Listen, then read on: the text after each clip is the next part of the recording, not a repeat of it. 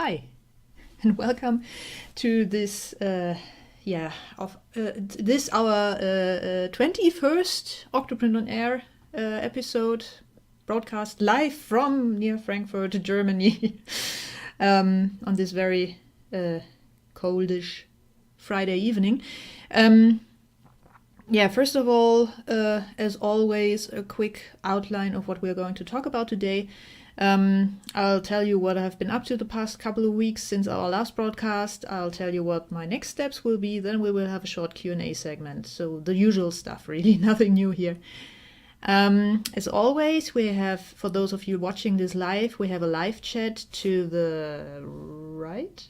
It's always so confusing because I have to point to the left. To the right on the desktop system and below on mobile. So if you have any questions or want to mention something or other, then just feel free to participate in there. I'll keep an eye on it. I have it over there as well on my screen. And if something pops up that I need to reply to, I will take a look at it and see that I reply to it.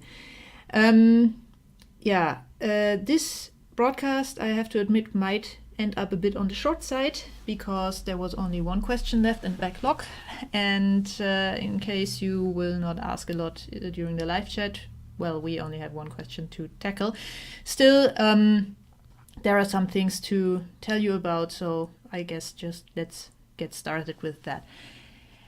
First of all, what I've been up to. So you might have noticed that there were not only a new stable release of 1.3.10 just this Monday, of which I will talk in a minute, but also before that, since our last broadcast, I also did 2 additional release candidates, so 1.3.10 RC3 and RC4.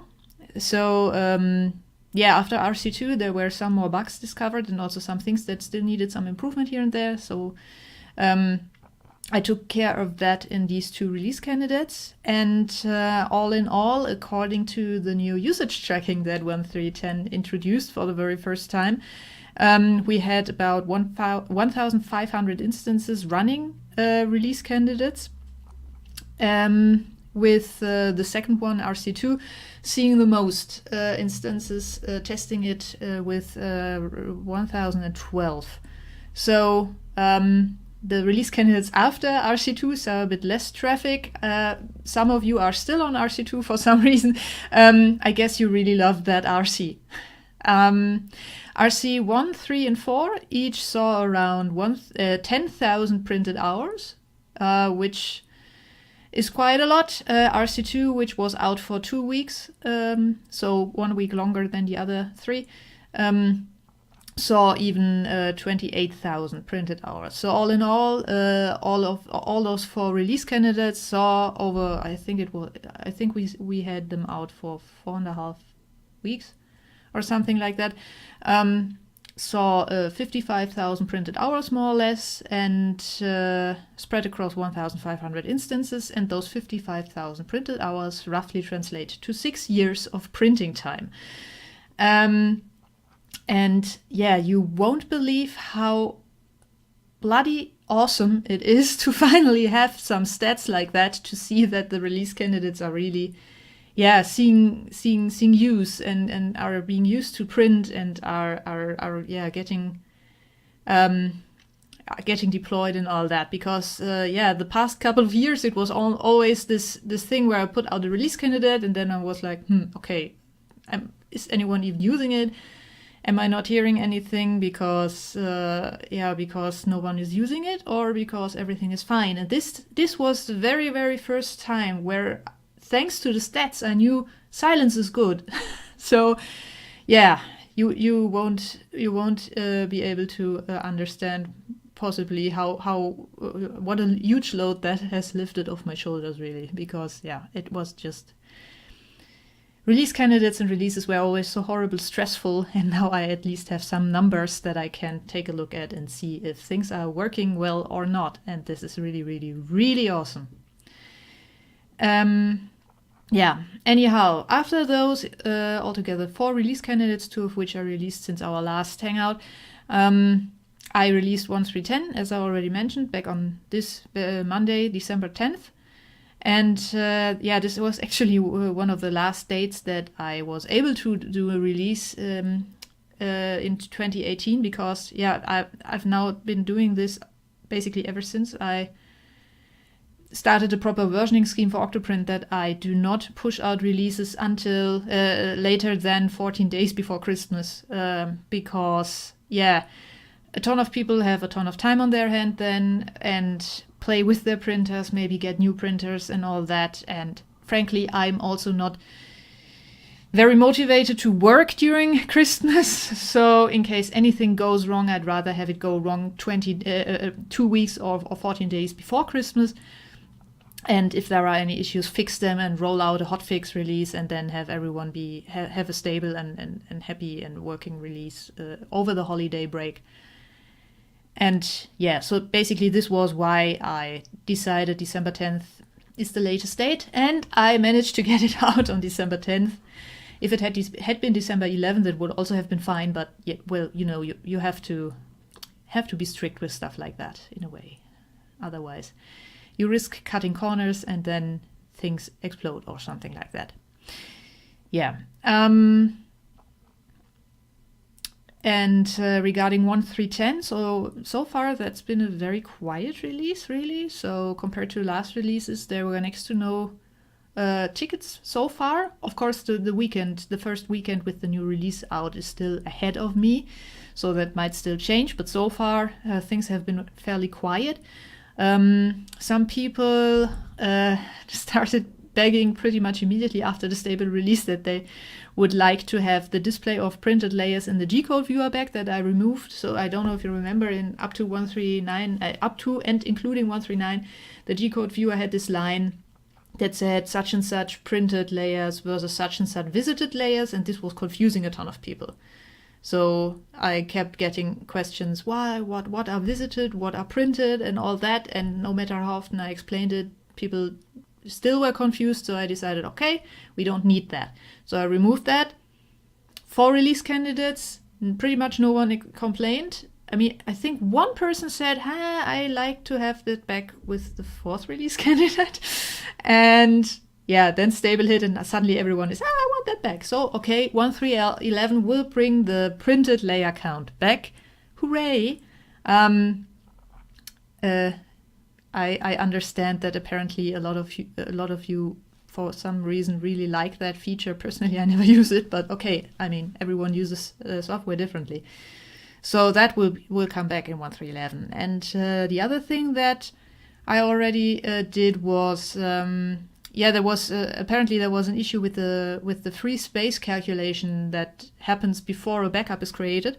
So when you want to create a backup with the new backup plugin, it will first see how much space what you're about to backup is currently using, and check if it even can, if it still has enough free space for basically doubling that, because I can't know how well compressible something that I'm about to back up will be.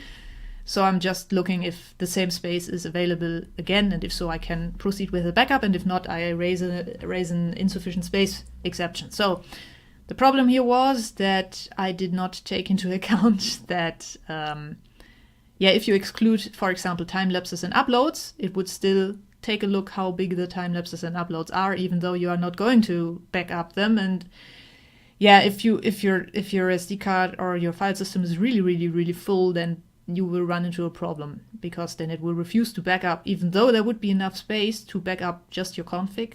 But it will think that it doesn't have enough space, and therefore will refuse to do that. So this will be fixed in 1.3.11 as well.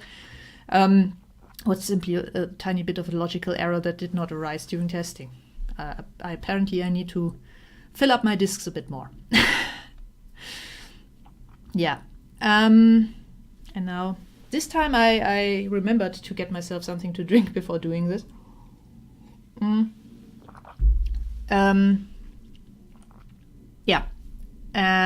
As I mentioned, 1.3.10 is the first release that has usage tracking, anonymous usage tracking into that. I think I talked about it at length already in the last broadcast. So if you want to know some more about this, just watch number 20, and I'll also put a link to that in the description.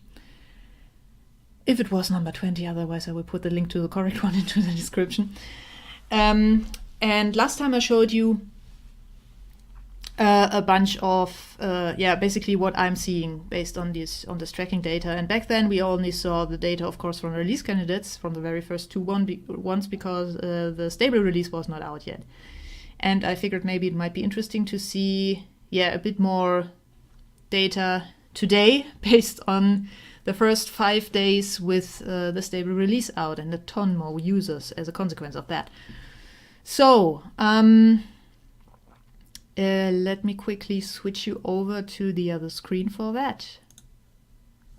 So, as we can see, yesterday we just hit 10,000 instances seen over the past 30 days. I don't know if you saw the happy tweet I sent out due to that, but as you can see, since yesterday evening we've already accumulated 1,400 more. What struck me as interesting, and that was also already visible a bit here during the release candidate phase, is that quite a number of you are apparently shutting down their instances overnight, or at least, night is a bit tricky here, of course, because we are talking time zones. But if it is early in the morning or at night in the United States, early in the morning in Germany or late at night in the United States, then a ton of instances vanish to return a couple of hours later. So around 11ish, 12ish, so around noon or something like that, my time, they start to ramp up again. I find this interesting because personally I just let my instances run. They are not consuming that much current, and it would just annoy me to constantly have to shut them down and fire them up again. But well, whatever floats your boat. I just found it really interesting to see this, because this certainly was not something that I expected. Okay, so what else do we see? Over the past 30 days, a total of 140,126 hours, 42 minutes, and I don't know how many seconds because this secondary screen of mine is too small, were printed, which roughly translate to a bit over 15 years. So you've been busy. We've seen in the past 24 hours, we've seen 8,260 instances of 1.3.10. 108 are still in love with RC2, and then we also have a couple of stragglers here with the other RCs. A couple of you are running the development version of the 1.4.0 branch. I have no idea how this is even possible. There must have been some mix-up with some tag somewhere, because 1.3.9 definitely doesn't have tracking yet, and whoever these two instances are, I would really like to understand what went wrong there. And this is a dirty version of 1.3.10, and these were some dev versions which didn't show up in the last 24 hours. If you take a look over here in the map, I mentioned, I think, that I do not persist the client IP that you use to talk to the tracking server, or rather that your instance uses to talk to the tracking server, but I pipe it through GeoIP before I throw it away, so I have a rough idea where the instances are, which I have to admit makes me really, really happy to just get an idea that, OctoPrint is really used all over the world. There are some hotspots, I mean basically all of Europe, and more of the east and a bit of the west of the United States. I guess here are the Rocky Mountains, right? So probably a bit less populated in that area. South America, even Africa, and this really made me happy. And not that much in China. On the other hand, I was really surprised that I even get pings at all from China, because I figured they'd be kept away from the server by the firewall. But well, who knows? Not mine, but theirs. Iceland and all that. So basically, I've never been off the European continent, but at least something that I wrote has been used all around the world. So that is really, really great to see. Okay, and here's also printed hours per version and printed hours per version over time, so that I get an idea basically how much stuff is being used. And as you can see, I think yesterday we had an equilibrium where 1310 had been printing about the equal amount of numbers as everything else combined, and now, yeah, it's already even past that. Yeah. What's also interesting, and that's also something that I want to raise basically raise my finger about a bit, and oh, what's up here? Let me refresh that. Sometimes that happens. Okay. I mentioned that in the new OctoPrint version. Oh, there was a question from Mike.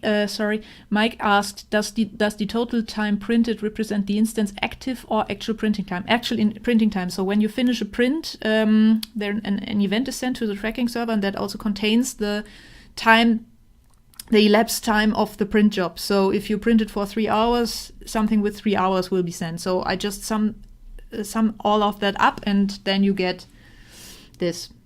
Yeah, what I wanted to say about the throttling panel here, I don't know if you saw it in the changelogs. I think I mentioned it in a past OctoPrint On Air, but I'm not 100% sure. A second, please. Is that the Pi support plugin that is bundled with OctoPrint, which used to be called the OctoPi support plugin, but is a bit more general, and works on every Raspberry Pi, not just on Raspberry Pis running OctoPi, now also detects if your machine is throttled. So if, for example, your Pi is not getting enough voltage, or if it is overheating, it will automatically throttle down. And especially the under voltage detection, so that is actually built into Raspbian, or rather in the Pi firmware. I'm not entirely sure which one, but there is a command that ships with Raspbian and also with OctoPi, which is based on Raspbian, vcgen command, and that has a parameter get_throttled, and with that you get a bit mask back, and that mask basically tells you if everything is alright, and if not, what is wrong. And the Pi support plugin now evaluates that, so it pulls this command every minute, I think, or every 5 minutes or something, or 5 minutes if everything is wrong, if everything is right so far, and if something is wrong, it pulls it at 1 minute, every 1 minute, something like that. And it also reports what it finds, if it finds something wrong with your instance, and if you haven't disabled that, it will also track that. And what I'm seeing is that there are a ton of instances out there. Yesterday it was, so this is per day here, and this is why this is not as high as that one. Yesterday it was 1.1k, so 1,100 instances that are running with an active undervoltage situation. So yeah, basically what this tells me is, people, you really, really need to buy better power supplies for your Raspberry Pis, because 1/10 of you is running not with a good one, and around 50 overheating ones with twice that much that sometime during the boot overheated. And so there is a ton of stuff wrong with Raspberry Pis out there apparently, and this is finally giving me some insight into this. You also see, so the most common reason for current throttling, for throttling that is currently versus happened sometimes since boot, is under voltage with 96%. So bad power supplies, bad cabling.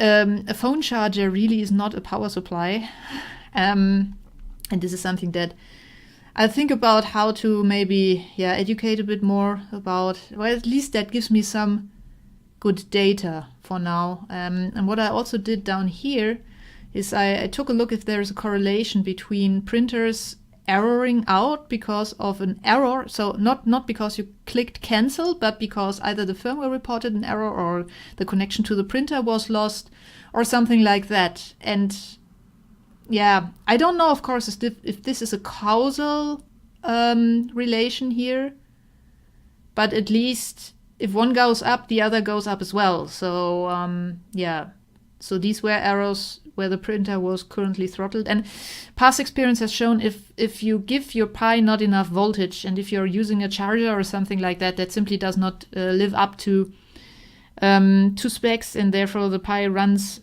constantly in an under voltage scenario, and yeah, it starts browning out. And when it starts browning out, then things happen that are really, really tricky to debug, because what happens then is stuff like it suddenly vanishes from your network and you don't know why. It disconnects from your printer because for some reason the serial communication just breaks down. This usually results in a ticket on OctoPrint's bug tracker, which I can do nothing about. Or the web server just stops responding even though it still responds to a ping. So there's a myriad of issues that can be traced back to brownout issues caused by insufficient power supplies. And aborted or broken prints are one possible result of that. Frustrated users definitely is a very, very likely result of that. So I really hope that we as a community can get these spikes down a bit in the future, because they are really, really worrying. At least they are really worrying to me. Yeah. Okay. Something else for some raw numbers maybe. We already saw that one, how many hours were printed per OctoPrint version. These are the print events per day. So we see print was started, print was done, cancelled, errored, and unknown failure doesn't exist anymore. That was before RC2 started differentiating between prints that were aborted due to being cancelled by the user or to erroring out with a firmware problem or something like that. And back then they were all contained in this section, but now they are separated. So what we see here, and what we see even better here, is that of all prints that are started, only about half of them, a bit more than half, finish, and 40% get cancelled before they have a chance to actually finish. So, wow. I mean, if I look at my own prints, that roughly matches, but still it's funny to actually see this in form of some numbers. Yeah, what I'm also tracking here is print starts per day and per hour. I'm expecting a very, very red zone here as soon as the weekend starts, but we'll see if I'm right about that. Total print duration per day is also somewhat interesting. Yeah, this is something that I still have to tweak a bit. Print duration histogram, so basically how many prints take half an hour, up to 1 hour, up to 1.5, 2, and so on and so on. And we hoppala, and we have some really long prints here. The only problem is that so far you only get it in minutes, seconds. I'm not sure anymore if this is minutes or seconds down there. See, I would have to look it up. But in any case, there are some really long prints. Yeah. And what else did I want to show you? I think that was the very interesting part. Oh, right, life cycles. This is also something that I found interesting. Right,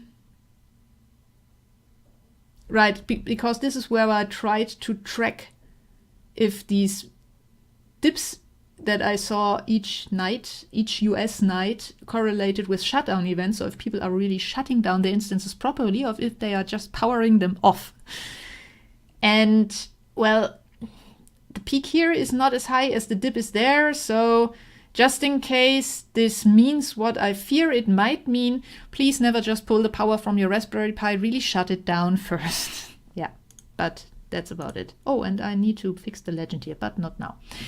Okay, so back to me. Hello.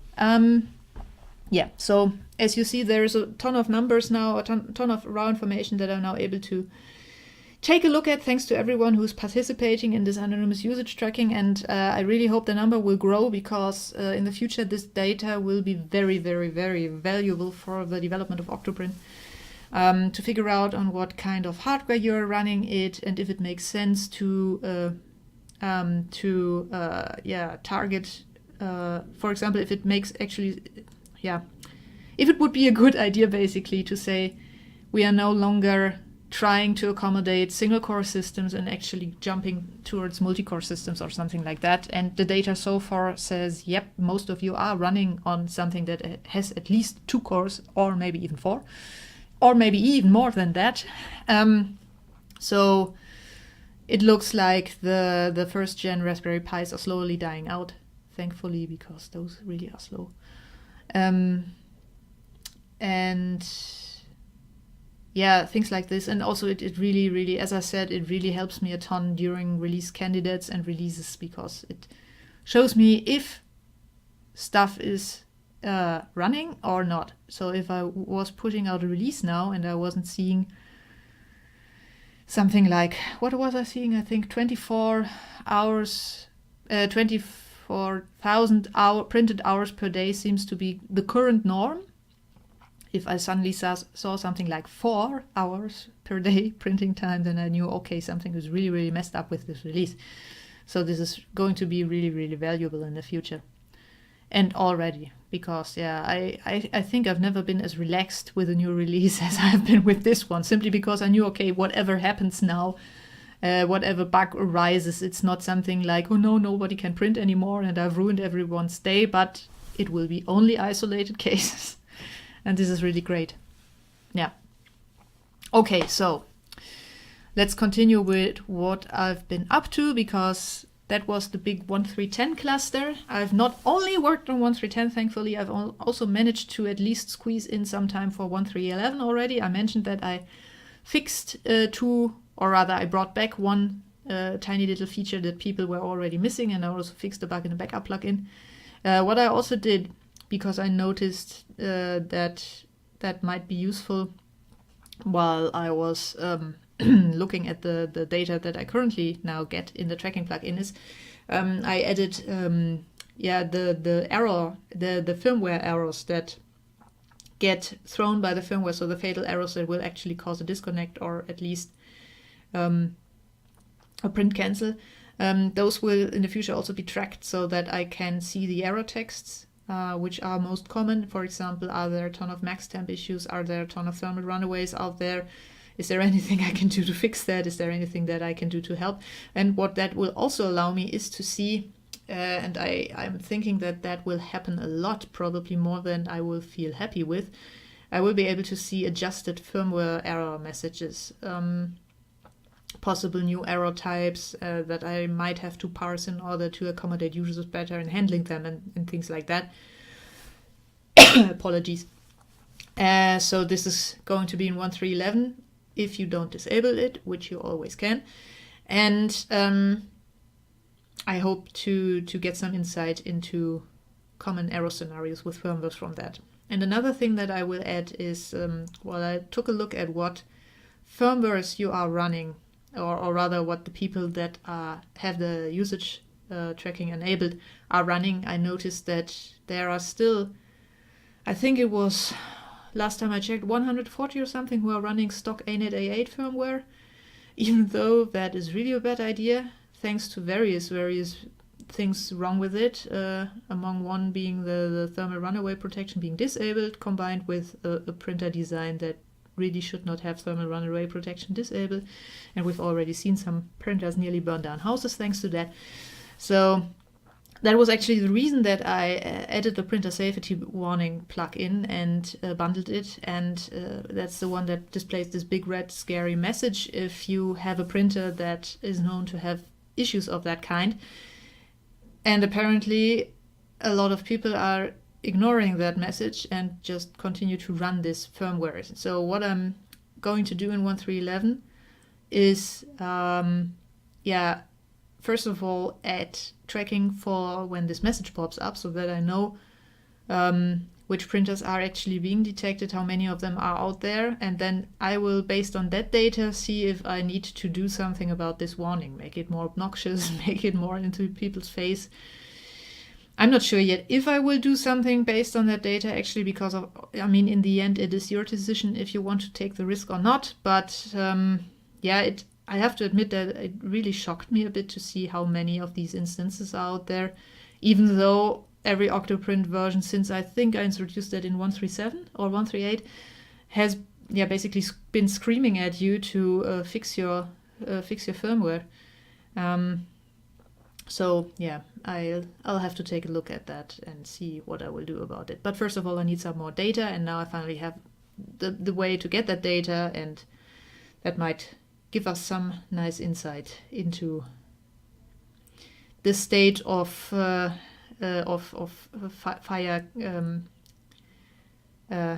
risk of fire printers. No, I don't know how to say that in English right now, but I hope you get what I'm trying to say here. Yeah.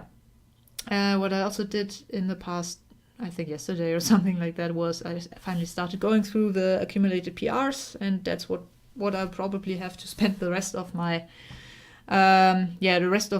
what's left of this work year for me with, because there was a ton of PRs that I did not have a chance to take a look at, thanks to having my hands completely and utterly full with 1310 the past couple of weeks, and I'm glad that I'm finally able to take a look at stuff again and not just run around with 1310. So that's a nice change. Okay, but that brings me to what are the next steps? I already hinted at it a tiny bit. Christmas vacation is basically what's going to happen next for me. I'll drop my hammer basically next week. Sometime in the mid. I'm currently targeting that Wednesday will be my last work day for this year, but I'm not entirely sure yet. It might be Wednesday, it might be Tuesday, it might be Thursday. I'll see how things work out, if something needs my immediate attention, or if it's completely calm or not. Yeah, and this Christmas vacation will probably be filled with a lot of tinkering around with Home Assistant, because I've recently started fiddling around with that and also learning how to use my shiny new oscilloscope that I gifted myself for Christmas.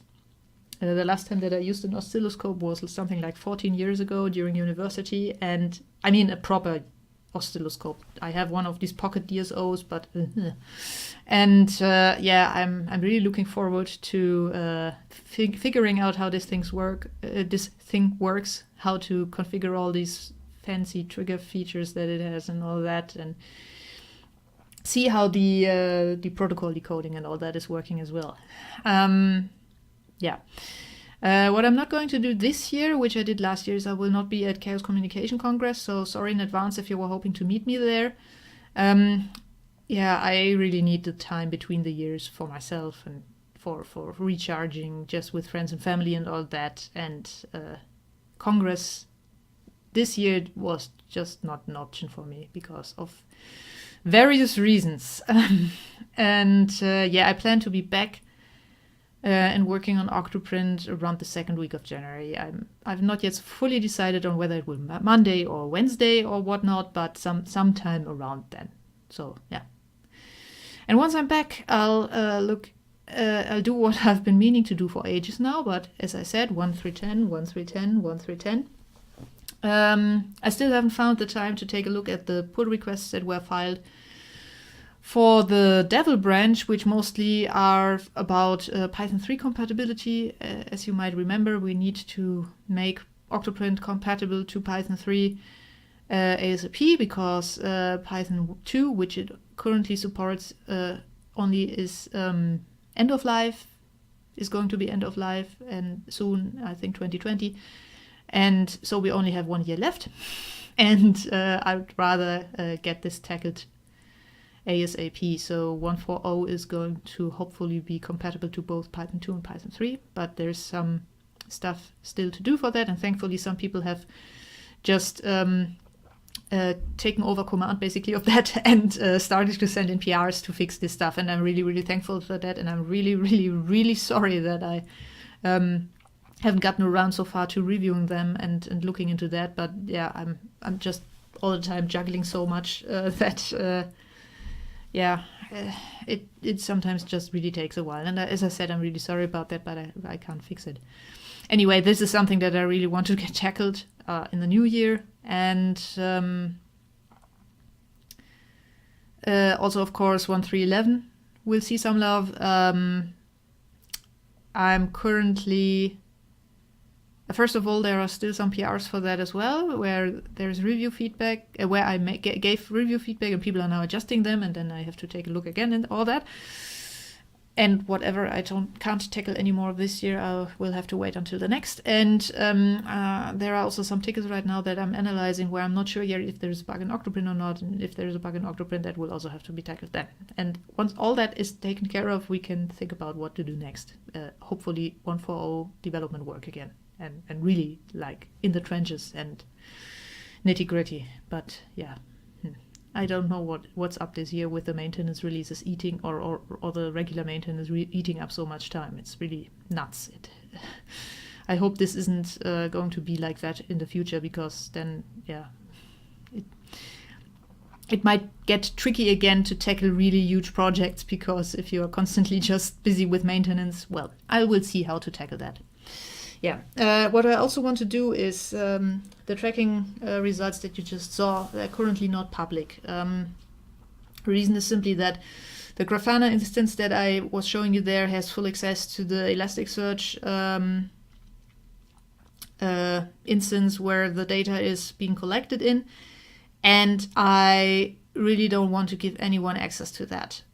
Simply for privacy reasons, to comply with GDPR and all that. So, I mean, there is no personal identifiable information in there, but I also don't want to allow or give people the chance to create some way to get some more information out of that data than they should or than I should provide them with. So, what I plan to do is basically set up a different Grafana instance, have cron job run regular snapshots of the data, so that you only basically get the result but not the underlying data, so to speak. So Grafana has this snapshot mechanism which basically allows that, and then provide that as a public instance. And that way, when something happens with that instance, someone gets access who shouldn't or something like that, the worst that can come is that they get access to static data. They can't access the actual data. This is something that I would feel way more comfortable with. But so far I haven't had time to look into this, and I really want to look into this because,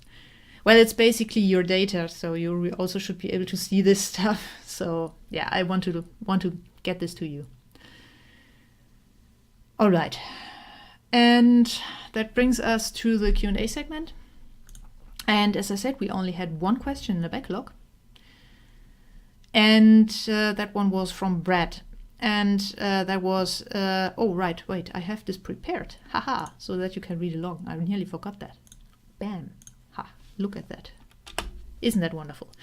Why is it so important to completely fill out a support ticket when submitting an issue on GitHub?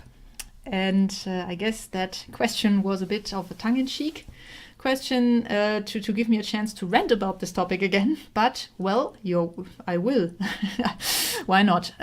So, why is it important to completely fill out a support ticket? Let me try this with a comparison. Imagine you have a toothache.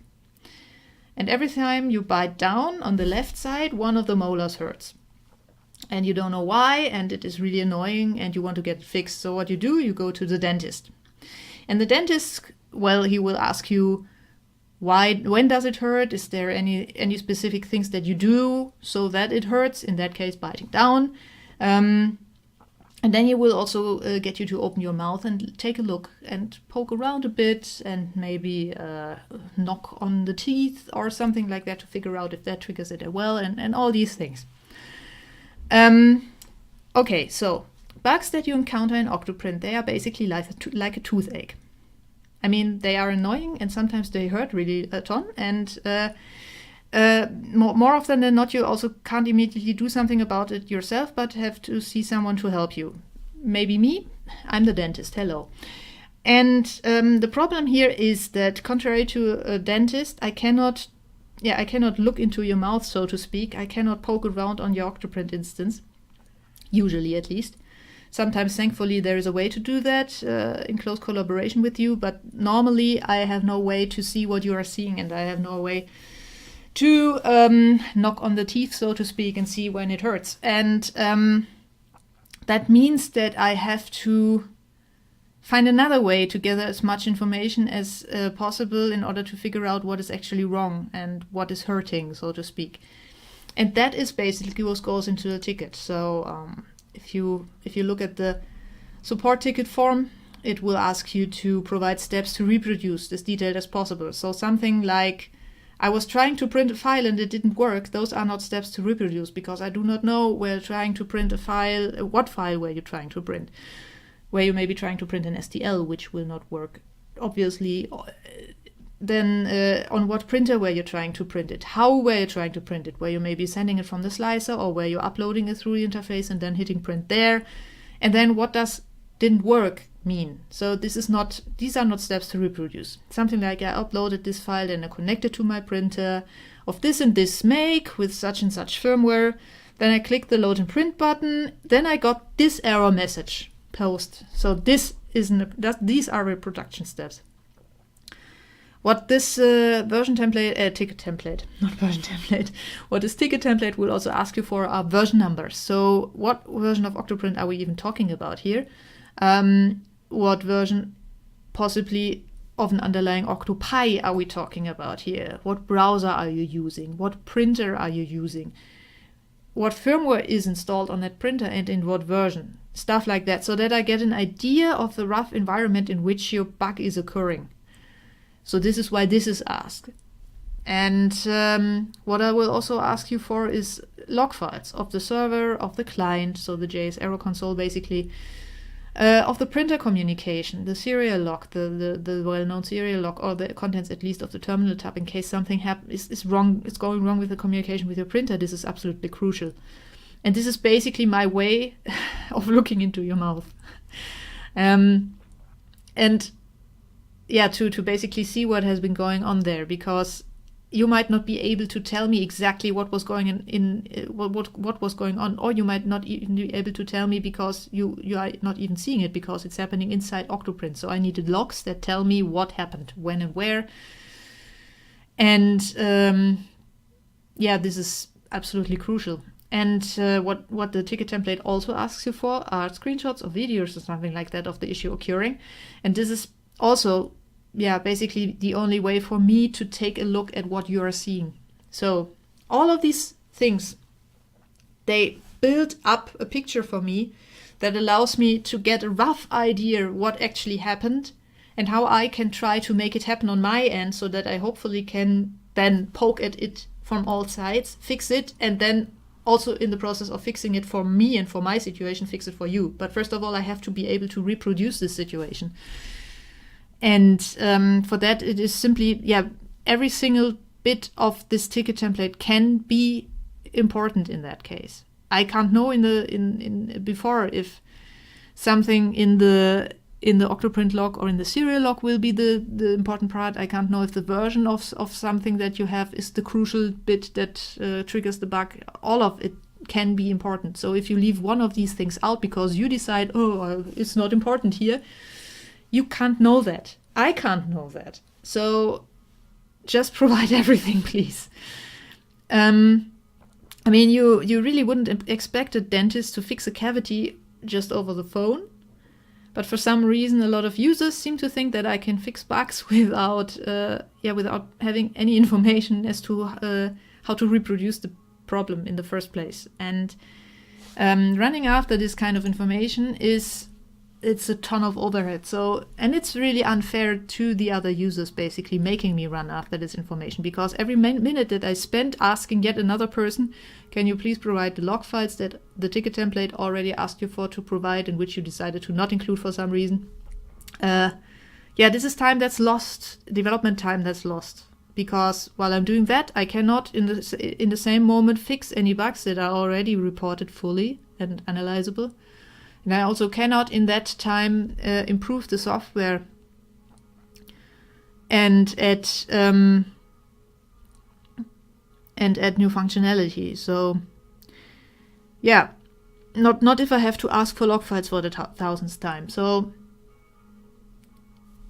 me having to ask is really easy to avoid. You just have to provide everything that is in the ticket template and then stand by, because this ticket template asks for a ton of information, but sometimes even that ton of information isn't enough to figure out something. So it might be that I ask can you try this? What happens then? I have an idea, but I need you to test something or that and all that. And this is why, this is not basically, the bug tracker shouldn't be considered something where you dump some problem and then wait for it to get fixed, but you should consider it a place where I possibly will have to create a dialogue with you. So stand by and please just be open to collaboration. Because, collaboration makes bug analysis and removal really effective and actually also fun in a way. Because if you're not trying to figure out this problem alone and the user is not responding anymore, let me rephrase this because I just stumbled over my tongue tremendously. What I have to do a ton of is try to fix a bug without getting any help from the user. So the user is just frustrated, it's not working, fix it. And I'm there and I'm like, sorry, but I have no idea how to reproduce it. I cannot reproduce it. I don't have your hardware. I have no idea what to do here. And this is not a ton of fun, actually. And this is actually one of the parts of my work, of my daily work life that I don't look forward to at all. Then on the other hand, we have these tickets where the user is really, really engaged and trying to figure out it alongside with me. Like, here are all the logs and I already tested this, and this, and then I got these results. And by the way, I also have some files for you to test. And also, by the way, would it help if I gave you access to my instance?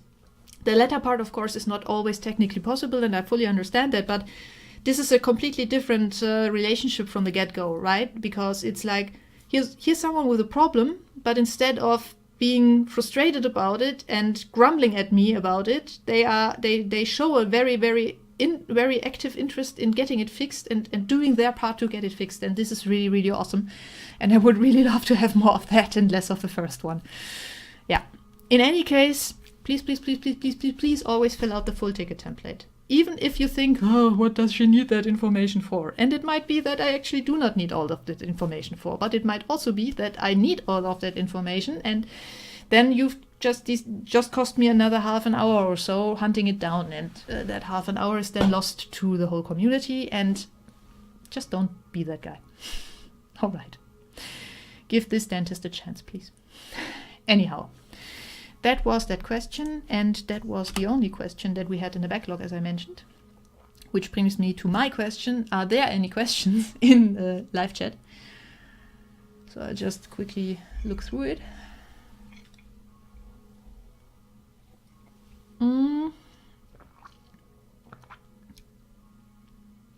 Oh, no question, but JR just said that he just enabled usage tracking. Thank you. Really. That really helps a ton. Everyone who enables it helps me to get a good databases.